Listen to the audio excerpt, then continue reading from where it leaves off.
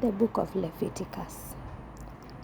We left off in Exodus where the tent of meeting was ready and there was a cloud over it, and whenever it set out, the Israelites set out. Now we see that there are laws given, the laws on the offerings to be given, 5 of them, namely the burnt offering, the grain offering, and the peace offering, the sin offering, and finally the guilt offering. Then there was also the ordination offering for the priests. So the Lord gave further instructions on how the priests are to offer these offerings, and according to what the Lord commanded through Moses. So all these offerings were offered according to the command. So Aaron and his sons were consecrated to perform this work.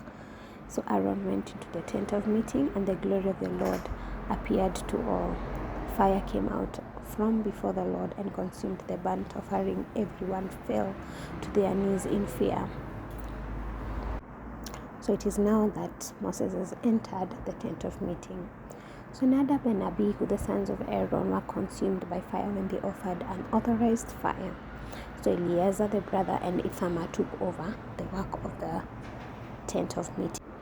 But they too had their own misgivings when they did not eat the holy food in the holy place. So Moses asked Aaron, and Aaron said he had done it. So Moses said it was okay, and he took that as a remedy.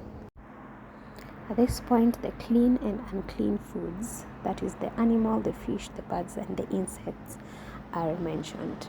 And also an unclean woman after birth was to wait 33 or 66 days for purification, depending on the gender.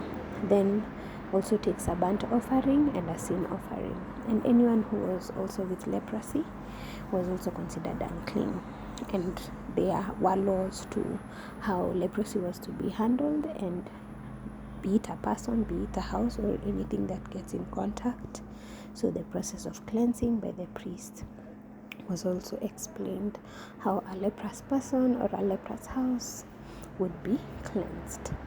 So even a person with discharge, any form of discharge, be it period or whoever meets semen, that causes them to be unclean. So even contact with such a person causes one to be unclean until evening. So Aaron was to make atonement with bulls and goats.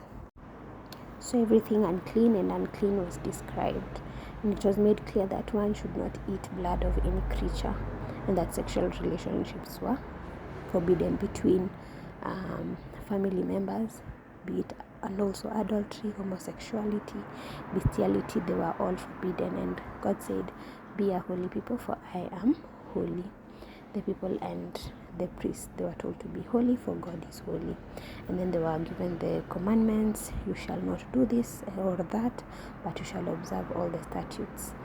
Rather, besides from that, there will be punishment for dishonoring this, and the punishments were both death or being cut off or being childless.